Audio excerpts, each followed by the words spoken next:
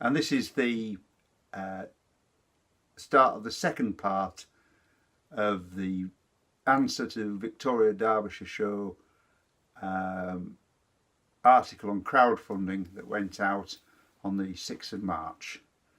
And there might be a third video, which I'll mention at the end if there is. She was a young mother. She was about sort of in her 40s at the time, just approaching her 40s. She was a very outgoing person herself. She was quite humorous. Ritendra's sister Rebecca was diagnosed with breast cancer in 2013. Again, she looked for treatment overseas. Again, she ended up in Germany. We've heard stories about people who've been airlifted into the clinic, and then they were walking out. You know, they were being wheeled in and then walking out themselves and skipping back home, literally. Now, I don't know this chap. I don't know the patient. I think I might have seen her at the clinic when I was going. We might have overlapped, but they were a large family group who went there, and they kept themselves to themselves pretty much, as far as I was concerned anyway. And so I didn't really chat to them, and I don't know his story. I don't know anything about it, to be perfectly honest. But what he says about people being airlifted in and walking out is absolutely true. And if I manage to get permission to put her name on, I can detail one patient who I met there and spoke to and discussed her situation with, and she was flown there in an air ambulance at vast expense, having been given 24 hours to live, and that was in just before Christmas in 2016. I believe she died in February this year. So 24 hours to live, go to the clinic. She's still alive over 2 years later. She went back to run her business. And if I actually get permission to name her, I will do. But if not, you know, I know exactly which patient they're talking about, and that's not. It's not a lie. That actually happened. A comment in the clinic was, "I haven't got a pot to piss in, but I'm still here, and I can try and make it back." The family say they were told for most patients like Rebecca, the cancer had gone into remission. The clinic said all patients went into remission. And again, I'd really like to have seen some evidence of that, because all you've got is somebody saying that's what they said, and if you go to the clinic, they'll say that's not what we said. I'd really like to see some evidence of that. Because if someone had told me that every patient with my form of cancer went into remission when they went to the clinic, I wouldn't have gone. I wouldn't have believed a word of it. Yeah, I want what I want when I go somewhere like this. When I go for treatment, it is, you know, I want the pessimistic side as well as the optimistic side, and I got that.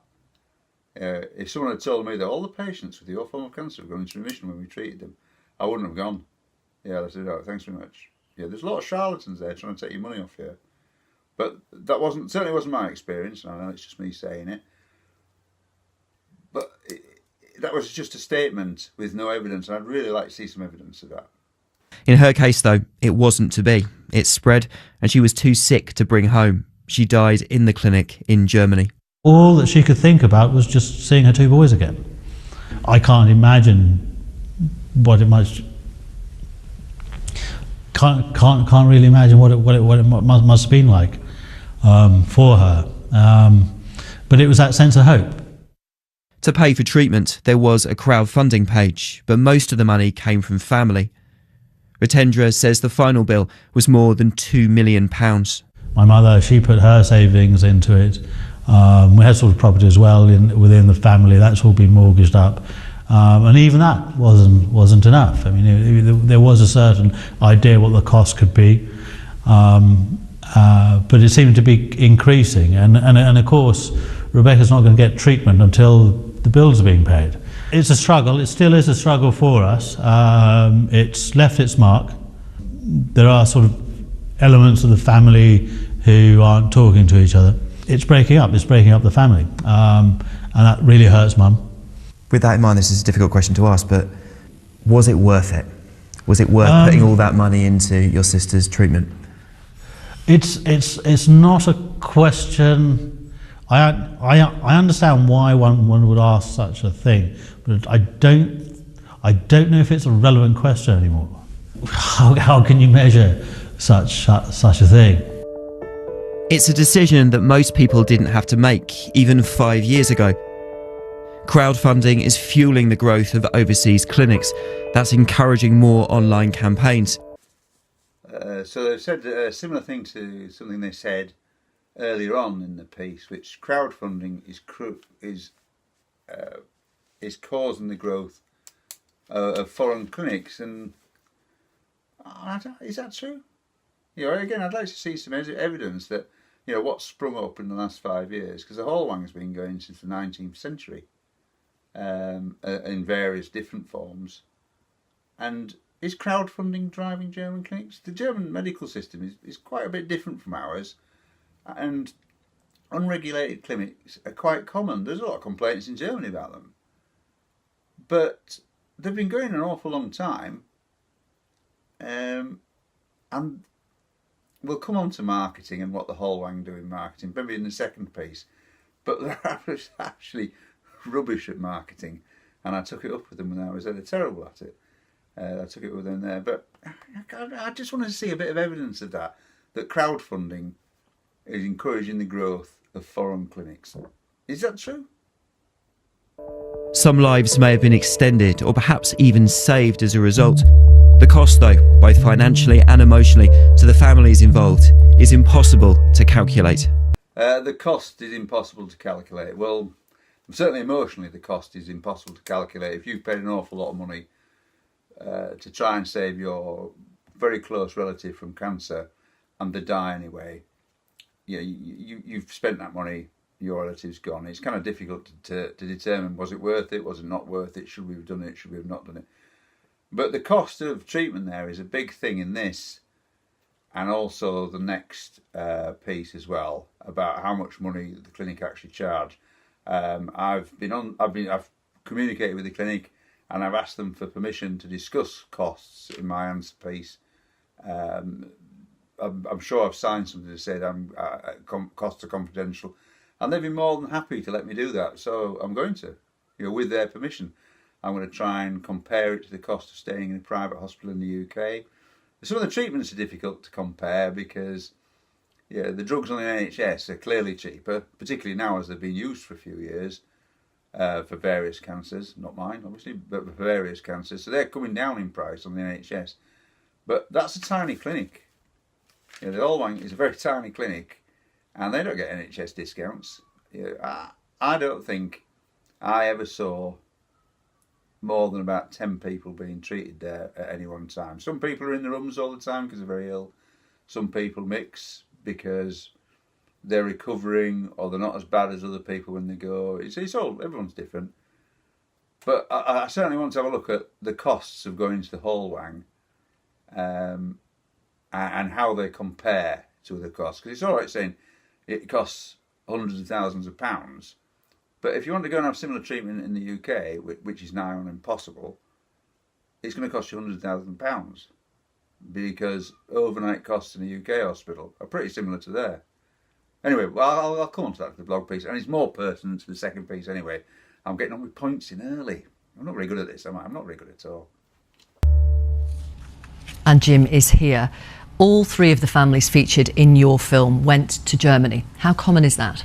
It's very common, and it's becoming more popular, especially for cancer care. There are a huge number of clinics now offering kind of private treatment for cancer therapies. There will actually be a lot more about that on the programme tomorrow. As for the clinic featured in that film, actually treated all three of those patients. They told us they do have patients' best interests at heart. They claim they are very successful, as they put it, in extremely difficult situations. And on the cost point, they do point out they have one specialist cancer doctor for every 2 to 3 patients, and a nurse-patient ratio, as they put it, of nearly 1 to 1. When he said there'd be a lot more on all the clinics, in tomorrow's film, there wasn't. Tomorrow's film was a hatchet job on the Hallwang Clinic and nothing much else. I think they covered someone, I can't remember if it was this one or tomorrow's, where they cover someone going to a South American clinic, which I've noticed. I looked at them, but I just thought it was lunacy going there. I'll cover in my blog the options that I had open to me. The US was one. But the downside of going to the US for treatment is you could end up there with terrible side effects from the treatment, no medical insurance, and no one will let you back on a flight. And to be honest, I didn't want to risk that. And also, I contacted someone about going on a trial for the drugs over there, and I couldn't get decent costs out. I couldn't get any costs out of them at all. And eventually, they just said, "Send us $100,000 and we'll put you on the trial." I thought, you know what? I don't think I will. Thank you very much. And that was my experience at the clinic as well. They are concerned about her. They do try and save your life. And the medical facilities are very good. The doctor-patient ratio and the nurse-patient ratio is, as they've said. They weren't there. They weren't the same doctors weren't there all the time, but there was always doctors there, sometimes 2 or 3, and the nursing staff. Well, we actually, I know it sounds a bit weird, but being a bit of a pedant, I started trying to cost it up, their daily cost of staff and facilities. They've got 2 chefs in there, and they're not NHS chefs. I can tell you that they're not NHS hospital chefs. The food there was just superb, and it's all geared up to be nutritionally beneficial to cancer patients. There's nothing with sugar. There's no refined sugar. You get cake in the afternoon because that's what Germans do. Coffee and cake in the afternoon. Lovely it is. The coffee's decaffeinated. If you want coffee, there's tea as well. And the cake is sugar and gluten free. So I know I'm going off on a side track now, but certainly the medical facilities that the clinic claims are as they claim, in my experience. And your investigation is already having an impact. The biggest crowdfunding website is going to start directing fundraisers, it says, to trusted information on cancer treatments. Yeah, this is one of the big issues that families keep telling us, which is after a cancer diagnosis, they just really don't know where to turn. So GoFundMe, which is the largest crowdfunding website, is trying to address this. They say they are making some changes in light of that program. They're going to bring in, as they put it, a new information hub. So the idea is after someone is diagnosed or a family member goes to start raising money, at that point they are directed, as they put it, to trusted scientific advice, and the site say they're going to work with doctors, going to work with patient groups to set that up. It should start in the next couple of months. Okay. So we're back to the idea of getting trusted information. And again, this is a bit of a bugbear for me, because trying to get trusted information, particularly in the UK, is kind of difficult. People are restricted in what they can tell you. Certainly your NHS doctors are restricted. Different websites, Cancer Research, Macmillan, people like that, the NHS's own website, are actually a bit biased. Cancer Research is biased completely towards drugs. If you look at Cancer Research's site on complementary therapy, it essentially poo-poos it.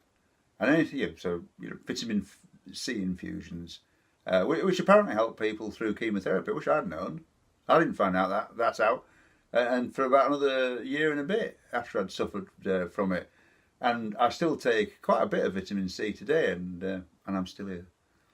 And so things like that, complementary therapies, and also alternative therapies, you will get no information on that. Not that I went to the clinic for alternative therapies, although they will provide them if you want them. But I tried a good few before I actually found out there were drugs that could help me. And so the difficulty in finding trusted information, it depends who you trust. And if you're going to go to GoFundMe to find trusted information, they're going to go and use all the American information, where drugs are authorised by the FDA. And they're normally authorised for the FDA about a year or more before they're authorised in the UK. Yeah, the drugs to treat me, I could get in the US. On their health system. I'm not sure I like their health system, but the US have a fast track system for drugs. So if something looks extremely promising, they will fast track it through so that people can have it. And they also have a compassionate system whereby if it hasn't been authorised, compassionately, if there's a good chance of it working on you, there is a scheme to fund compassionately treatment for you. In the US, there isn't anything like, there's no fast track in the NHS. The NHS, certainly NHS England, wouldn't understand the term fast track for anything. And I would question where this trusted information would come from on medical treatments for cancer. My information came from my research and contacting people who've done that research. It didn't come from any of the standard websites that you'd look at in the UK, which is the NHS one, the Macmillan Cancer Research, the one that come up top. The information I got on alternative therapies came from some very weird websites. I've covered that in my blog before about the sort of underground movement on alternative cancer therapies in the UK, because if you go overground, so they're difficult to find, but once you find them, what a fantastic network they are. They can get you anything. But they're difficult to find because if they get caught doing what they're doing and saying it's related to cancer, they can be prosecuted under the Cancer Act. So you've always got restrictions on the information you can find in the UK. And when they say every patient had trouble getting trusted information, I had trouble getting trusted information because of the UK system. Not because I'm stupid or don't understand, but because the UK system, you're only fed the information they want you to feed you. And I know that sounds all conspiracy theory, but that's the situation. I mean, is this right? If you look at the Cancer Research site on chemotherapy, it sort of glosses over the damage that it can do to you. And chemotherapy, in my case, it's never ever been of any use to anyone with my condition ever. But I can have as much as I want of it because it's okay to use on the NHS. I say no thank you, not unless someone can show me that it's going to be beneficial. But I can have as much as I want, which I find ludicrous. And yet, it will absolutely trash my body. And that's what it did when I had it. It trashed my body. I only had 2 doses of platinum-based chemotherapy, and it took me nearly a year to get over them.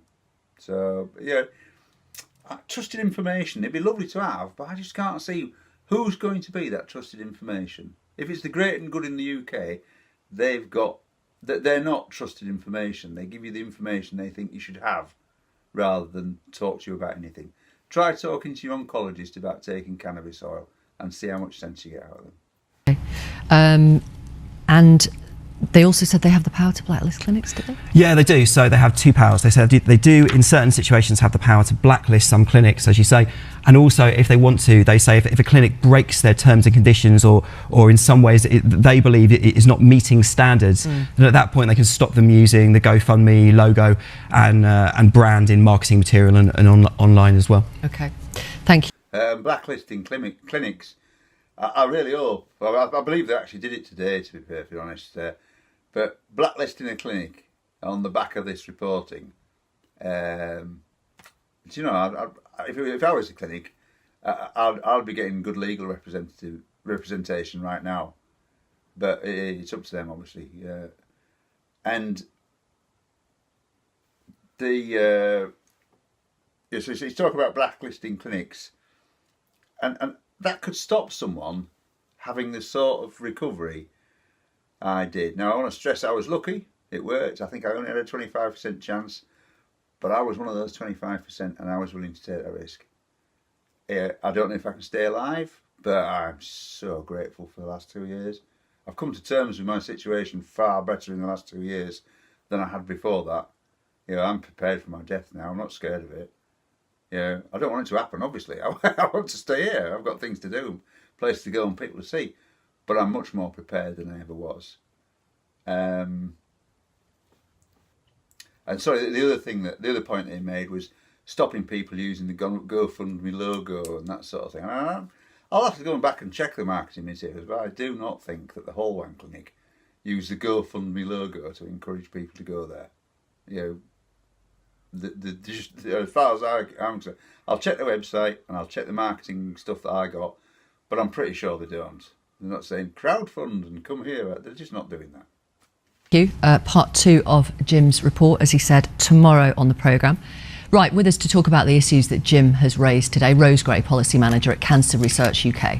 Also, Paula Newman, whose 9-year-old niece travelled to Mexico to be treated for a rare cancer of the brain.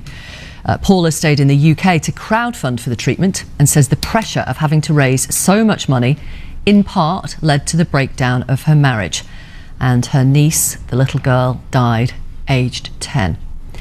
And Labour MP and one of the vice chairs of the all-parliamentary group on cancer, Ruth George, is here too.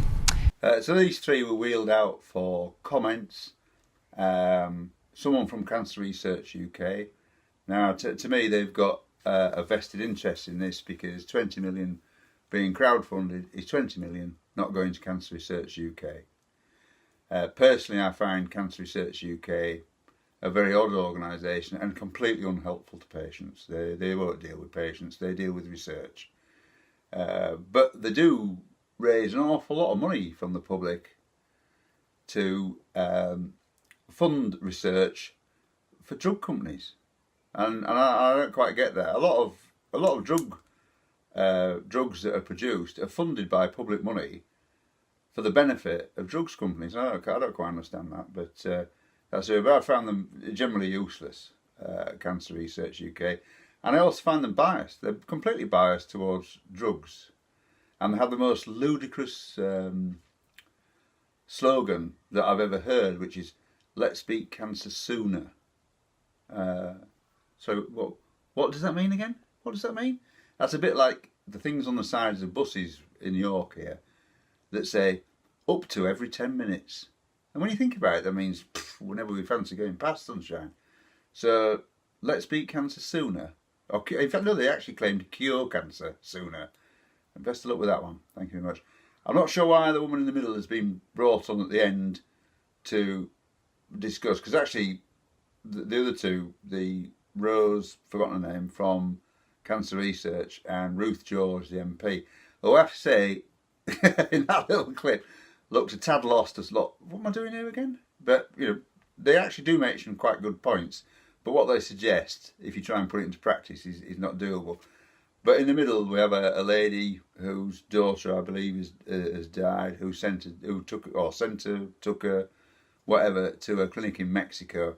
And I'm not sure I'm actually going to bother talking about it.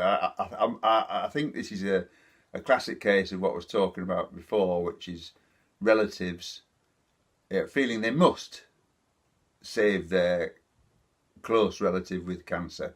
And in her case, it's a daughter, and you can't tell her she's doing the wrong thing. But I'm not quite sure whether the reasons she uses for choosing the clinic and sending her daughter there are actually the right ones. But I don't really want to comment on it, because I've no experience of clinics in South America. I looked at some. I did look at some, but most of them are in South America because it frees them up from US restrictions and allows them to practice just over the border in Mexico. If Trump manages to build his wall, most of their patients are from the States going down there for treatment that they can't get in the States.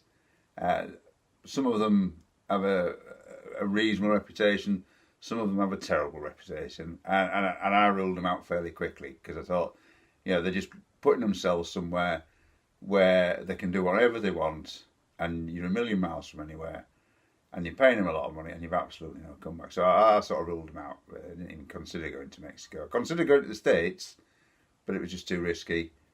I didn't consider going to Mexico. So I'm not entirely sure where they've included her in this bit of the programme, but it's their programme, it's not mine.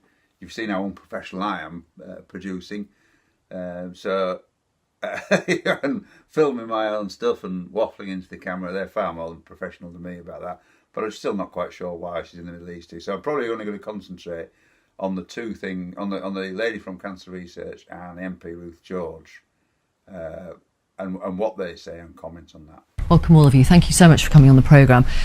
Paula, Lucy was your sister's little girl, was diagnosed with a rare childhood cancer in 2017.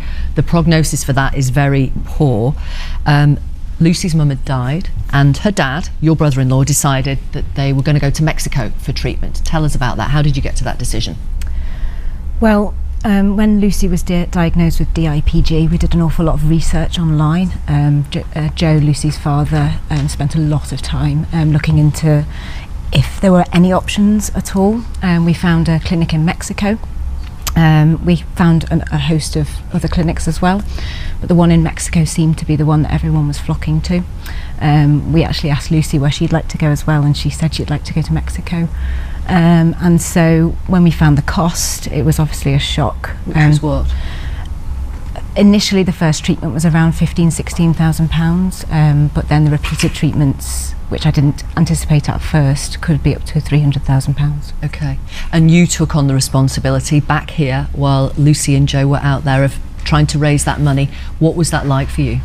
I didn't really think ahead. It was a case of Lucy's got DIPG. This cancer is untreatable in the UK. The prognosis is completely dire.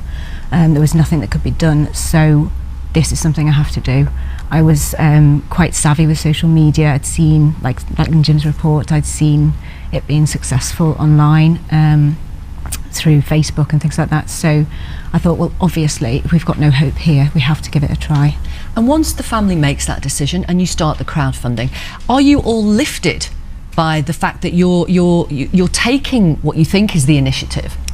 Absolutely. There is literally nothing else that you can do as a family. Right. And actually what it brought not only was the financial help that we needed to get Lucy over to Mexico, but also the absolute, I guess, onslaught of people supporting us and the community that just came together. It was absolutely incredible. So it galvanises everybody? Yes. Because yeah, you're all going, we're not, you know, as we heard in Jim's talk, we can't accept this, we've got to do something. And people are really good at fundraising, actually, aren't they? People are brilliant. And that's a good point, actually.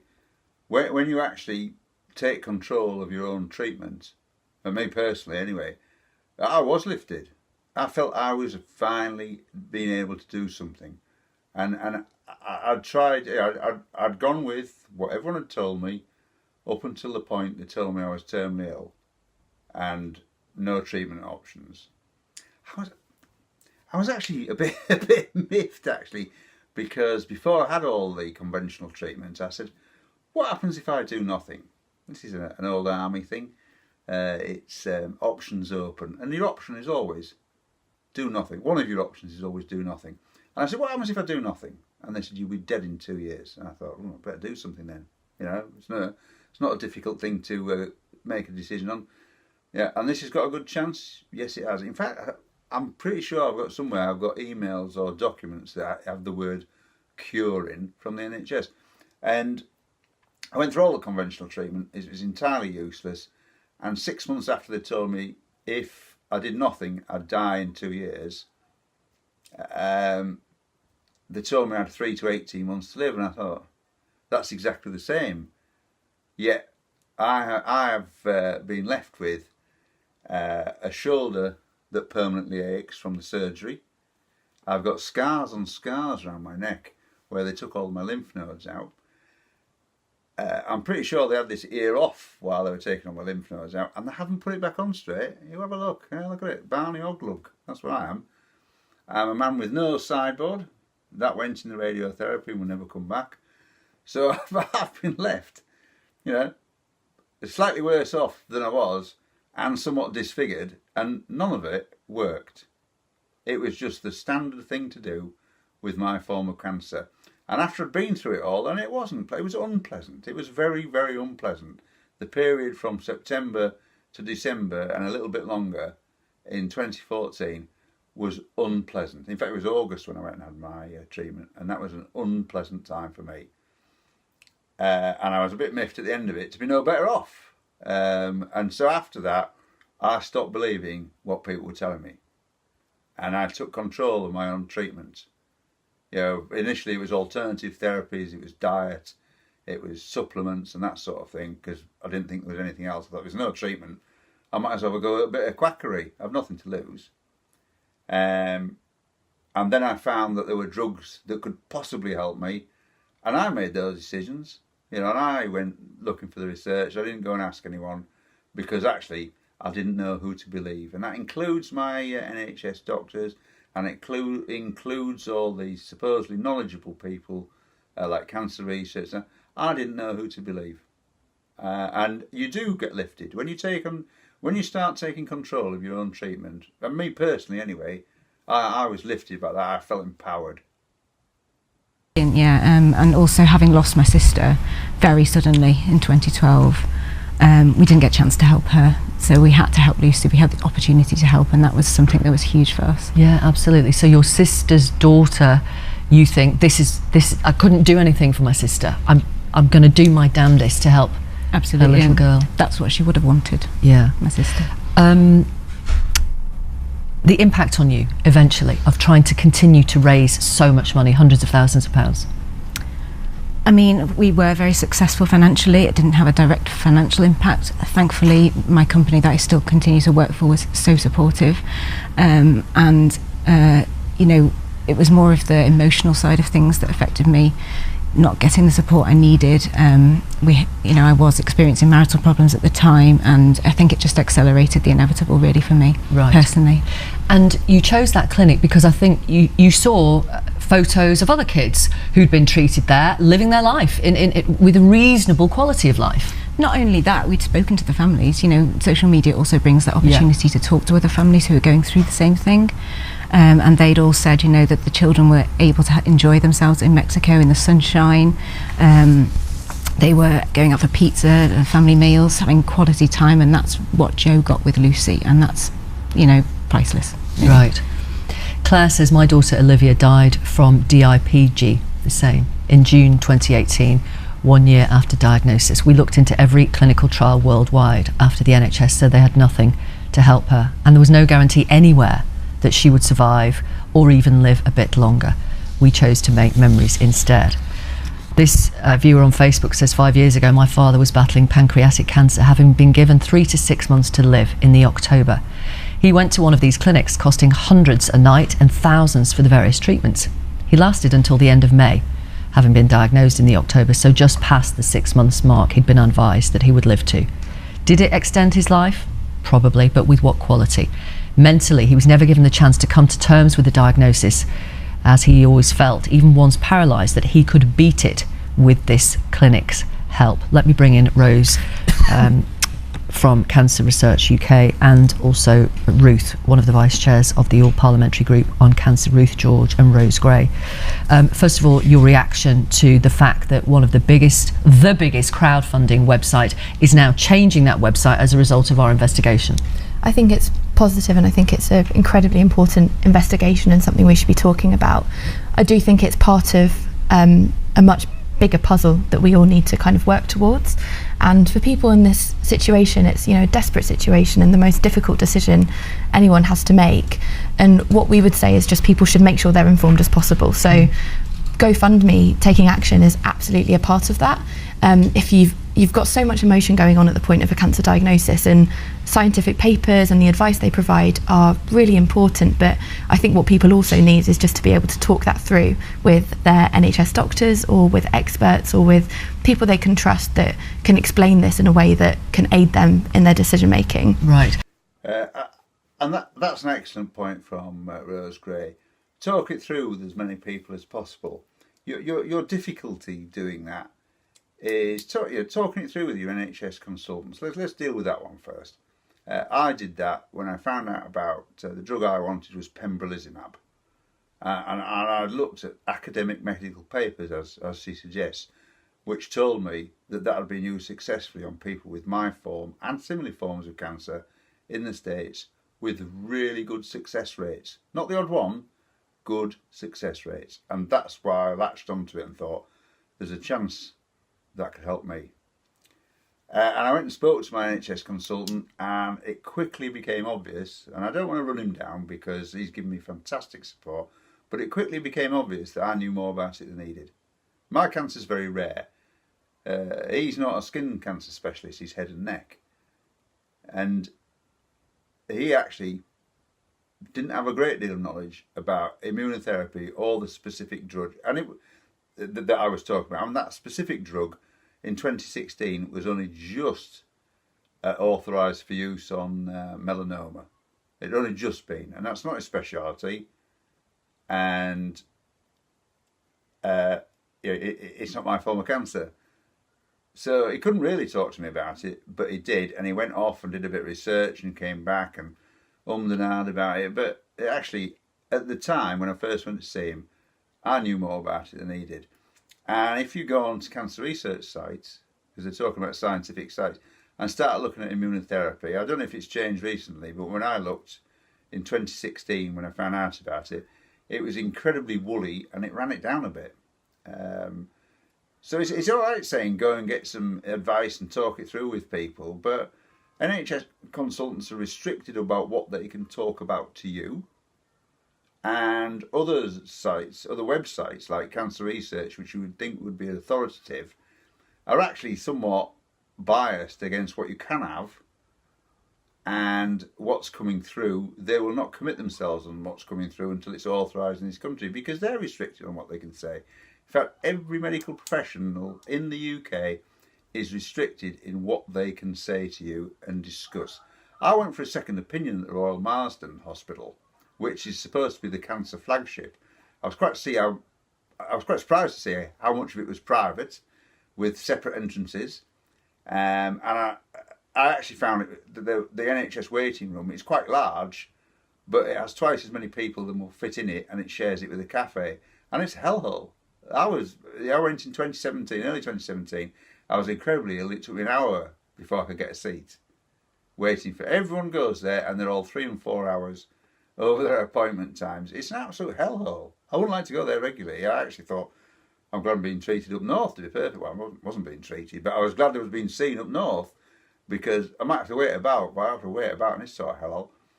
So I saw a consultant down there whose title is now Professor of Immunotherapy, at least it was last time I looked, at the Royal Marsden. And he was incredibly negative about immunotherapy, mainly because it's not available for me. He was just starting to treat people. I think they were just starting at the time to treat people with melanoma with pembrolizumab, which is now 2 years later is commonplace, which is why the price of the drugs come down. But at the time they weren't. And a combination of immunotherapy, to be perfectly honest, they'd look at you as if you were a Harry Potter if you suggested that to them. And so, yeah, and he basically told me that what he recommended for me was platinum-based chemotherapy, because immunotherapy was only likely to be 20% successful. And his letter is in my blog saying that. And when I asked him what the percentage chance of the platinum-based chemotherapy was doing me any good, given that immunotherapy was only 20%, he said 0, it's just palliative. But that's what he recommended, and I couldn't get my head around that. But I did invite him to come and play poker with us, if that's his understanding of odds. Because they're quite wealthy, these NHS consultants, and I'm quite happily take his money off him. If his idea of recommending something with 0% chance when you've got few chips left against something that's got 20% chance. I went for 20. I actually thought it was higher than that. I thought he was being a bit conservative. And so given that there's 20% chance, what he told me convinced me that that's what I should go and do.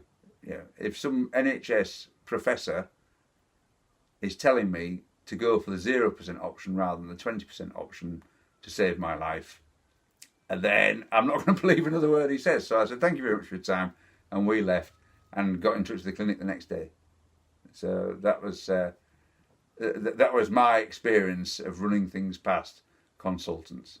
So Ruth, people with a terminal diagnosis, and let's be honest, we might all feel like that. You think, I can't take this, I'm not having this, there's got to be somewhere in the world that can help. But you think that those people should be able to take the latest research to their own NHS consultant and say, what do you think? I do. I think that the NHS needs to be able to have professionals available, whether it's consultants or whether it's a trusted advisor, someone who can talk people through a terminal diagnosis and go on that journey with them so they can make an informed choice between whether they want the quality of life that a clinic can offer them or whether they want to build those memories. Ruth George just said, just said, the quality of life that those clinics can give them or build those memories. I'm sorry, but I've got a lot of memories. I'm 61 now. Yeah, I've done an awful lot in my life, and a bucket list is not on my horizon at all. I don't have a bucket list. I've done a lot of it. People say, well, you could do this. You could jump out of a plane. I've done that. You could do this. I've done that. And a bucket list. I don't want a bucket list. But she actually said that, and I think, well, sorry, you want me to build memories or get a life with a quality of life? I'm not sure she meant what she said.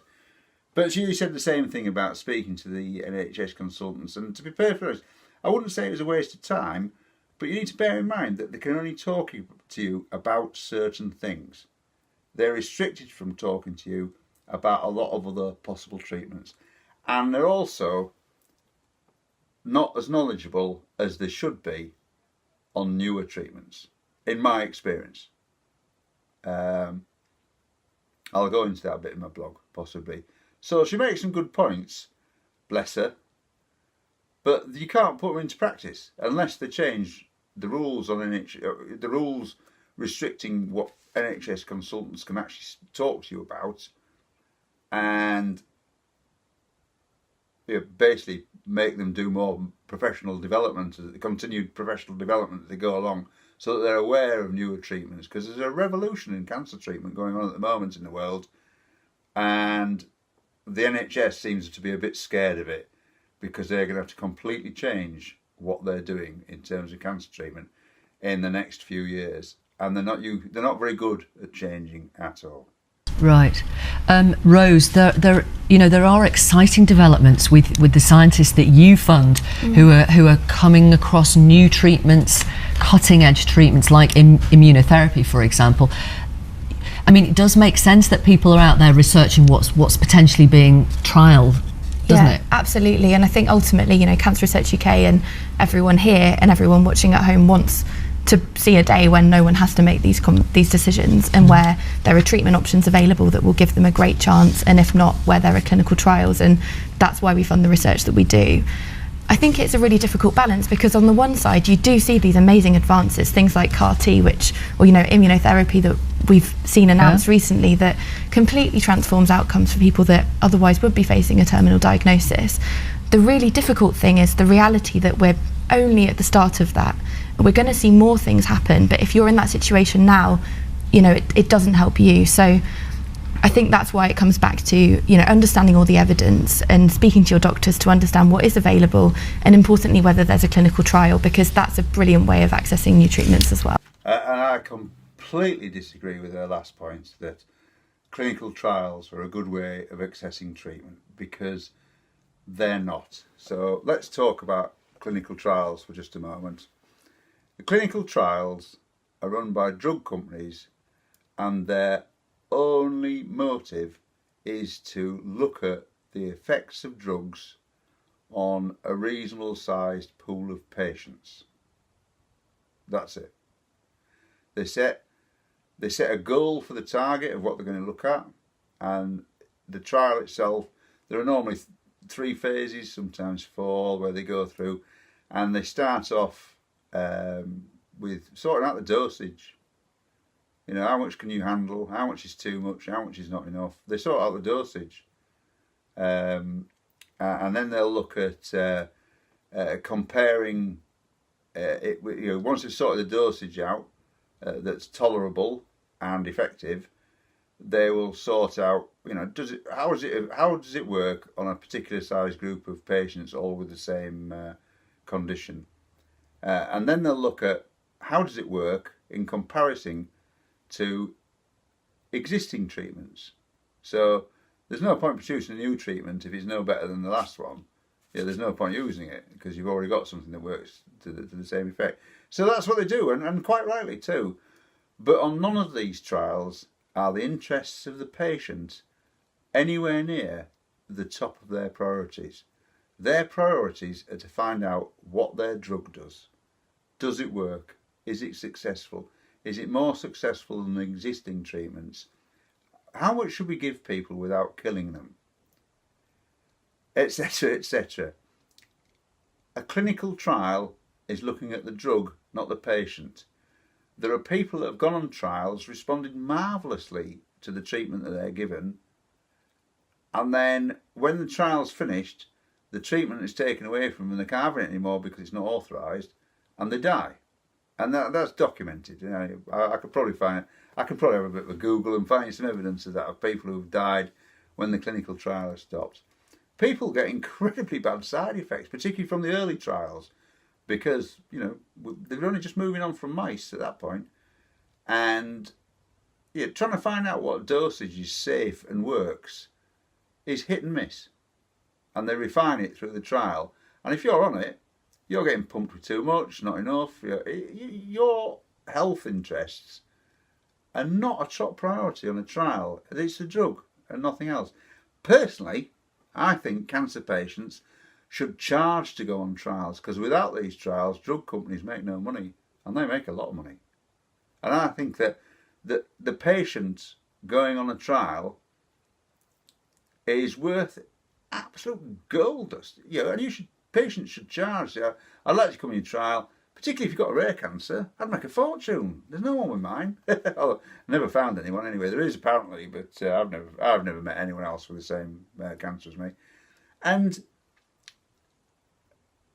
for people like me, you know, I must be worth its weight, worth my weight, and my weight's not inconsiderable, on a trial to a cancer drug company, because without patients with that condition who are prepared to do it, they cannot get drugs authorised. So I personally, and I'm sure that the cancer research won't like me saying this, but I personally think that cancer patients should be paid to go on trials. They shouldn't be described by someone with a vested interest in running trials as a great place to get treatment, because they are not. It might be your only access to the drugs that you think are going to work, but you need to bear in mind that your interests as a patient are nowhere near the top of any clinical trials list. Okay. We have to leave it there. Thank you all very much. Thank you for coming on the programme. I've got more messages from you, which I will read during the course of the rest of the programme. But if you have crowdfunded for cancer treatment abroad, do let me know, and let me know what your experience was and whether you feel it was worth it. Thank you for your messages in response to Jim's investigation into crowdfunding for cancer treatments abroad. Sarah says, I want to thank you so much for highlighting this cancer crowdfunding issue. I'm a mum living with secondary breast cancer, and the pressure is immense to do everything possible, but you don't know whether it will really be worth it. A big shout out to the amazing NHS oncologists and all who've done so much for me.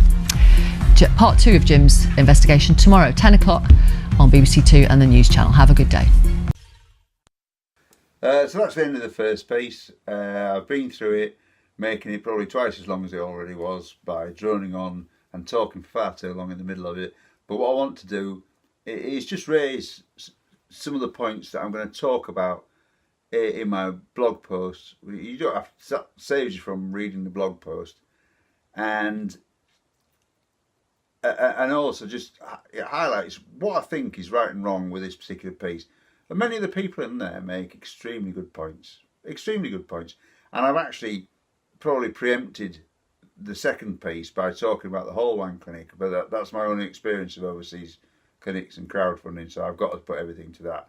I'm not going to pass on hearsay from anyone else. If anyone can prove anything, you know, and has evidence to back up what they say, yeah, and gives me permission, then I will. But otherwise, I've said my bit on it, and I'll write about it now.